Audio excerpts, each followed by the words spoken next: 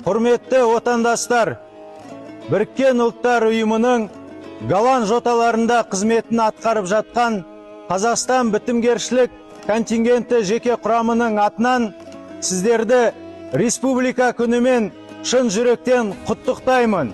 Бұл мереке біздің тәуелсіздігіміздің, бірлігіміз бен отанға деген мақтанышымыздың символы.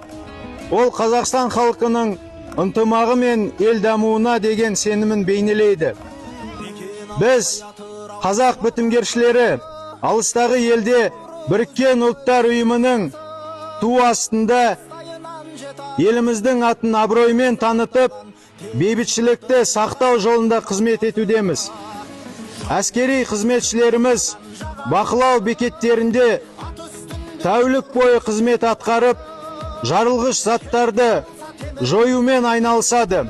Өз жауапкершілік аймағында қауіпсіздік пен тұрақтылықты қамтамасыз етеді. Өзге елдердің бітімгершілерімен ынтымақтаса әрекет етеді. Барлық ісімізде кәсіби шеберлігімізді, тәртіп пен әскери антқа адалдығымызды көрсетеміз.